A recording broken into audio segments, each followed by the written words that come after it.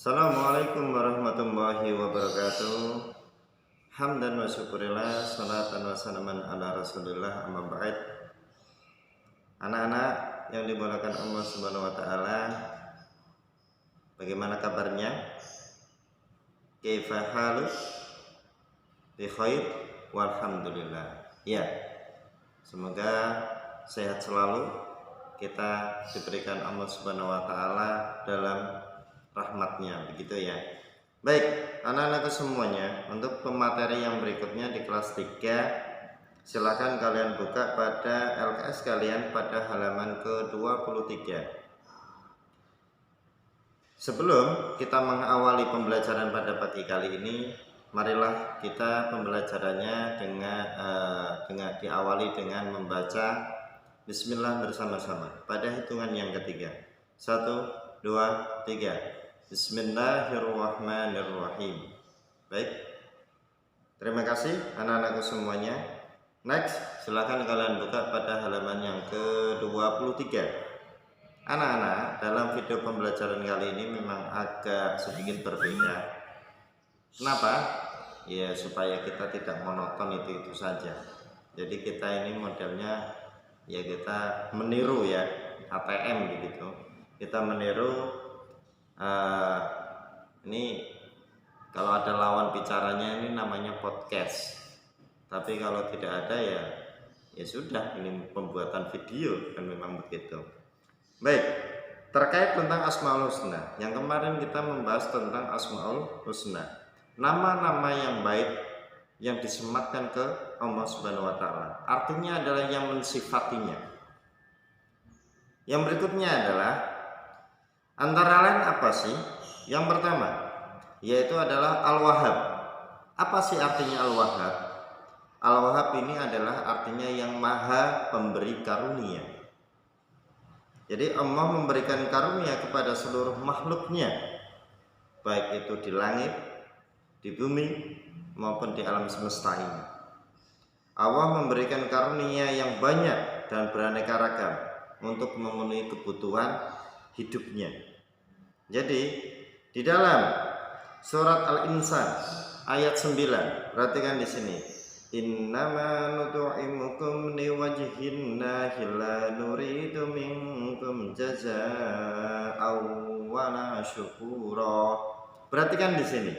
Artinya sesungguhnya kami memberi makanan kepadamu hanyalah untuk mengharapkan keridhaan Allah Subhanahu wa taala. Kami tidak menghendaki balasan dari kamu dan tidak pula ucapan terima kasih. Allah itu memberikan semuanya. Jadi kita ini diberi karunia oleh Allah Subhanahu wa taala. Contoh kecil sajalah. Di masa-masa seperti ini, di masa pandemi seperti ini, ya, varian COVID-19 sangat merajalela. Ini di Jakarta sudah mencapai 4 juta sekian. Tapi alhamdulillah yang sembuh juga banyak, maka yang terkontaminasi juga ini sedikit meningkat seperti PPKM yang dulu. Nah, anak-anak, perhatikan di sini. Allah memberikan sebuah karunia. Ini apa? Jari ya. Dimulai dari jari saja. Perhatikan ketika kamu melihat orang yang tidak memiliki jari. Kan kayak ini, ya enggak? Wes, daripada kesulitan. Ketika kalian melihat orang yang tidak memiliki kedua tangan, ya, apa yang terbesit di pikiran kalian? Makan, dia pakai mulut. Memakai baju, bisa. Memakai celana, bisa.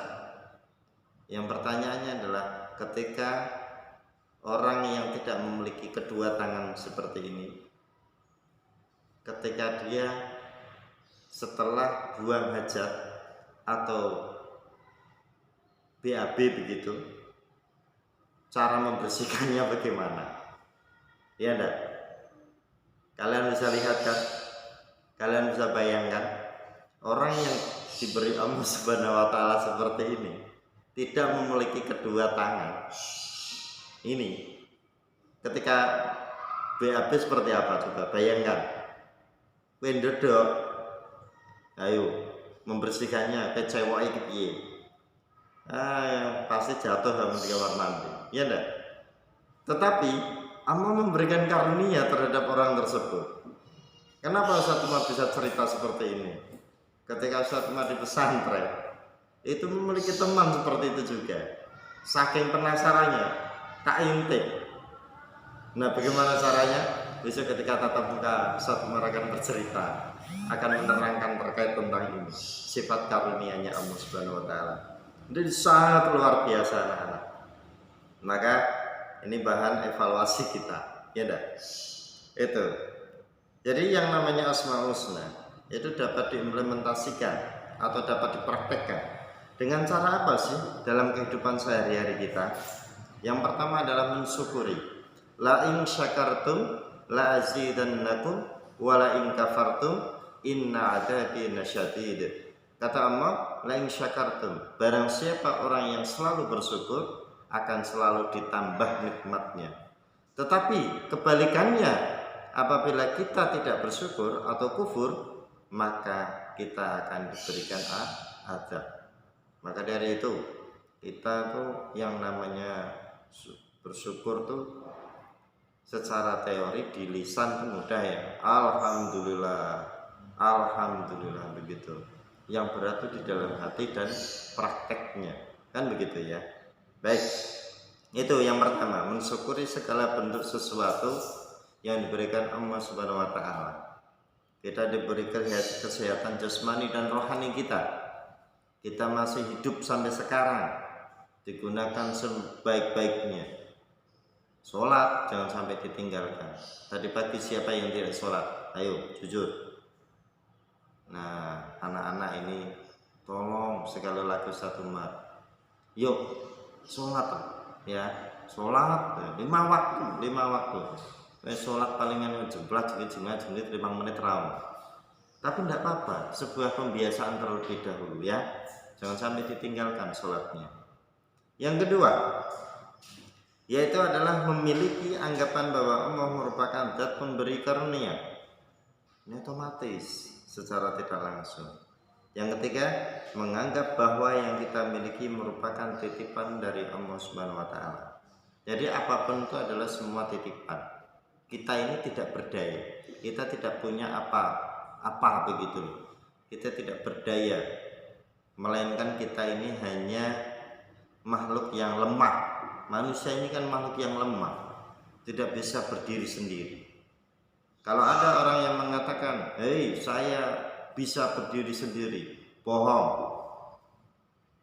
Contoh, kamu pakai baju saja, itu hasil bantuan orang lain semua, ya enggak? Baju ini bisa kamu pakai, ada jahitannya, terus ada benangnya, terus benang dari mana, ya enggak? Banyak sekali. Kok kita mengatakan diri kita ini kuat? Bohong. Ya, ini sifatnya Allah. Jadi ikhlas dalam memberi yang terakhir itu. Nanti sifat karunia-Nya, kalau Ustaz Umar membahas sifat karunia-Nya Allah Al-Wahhab ini, sangat 1 jam tidak bisa kelar kita, berbagai macam contoh. Begitu. Yang kedua itu adalah sifatnya Allah itu adalah Al-Alim, yang maha mengetahui. Nah, ini Innallaha alimun khabir. Sesungguhnya Allah maha mengetahui, lagi maha mengenal. Artinya apa anak-anakku semuanya? Kamu berbisik-bisik di dalam hati saja. Contoh di sebelah temenmu itu tidak tahu, tapi ingat Allah itu yang maha tahu. Gue bisik-bisik sekecil apapun, tak didengar siapapun, tapi Allah maha mendengar. Jangankan Allah, makhluknya yang berupa malaikat saja mencatat kanan kiri kalian, yaitu malaikat raqib dan atid kalian, itu sudah standby. Ya, contoh di antara kelas kalian ini, pelek awas ya. Nah, kowe ngomong awas ya begitu tok, Allah itu sudah mengetahui.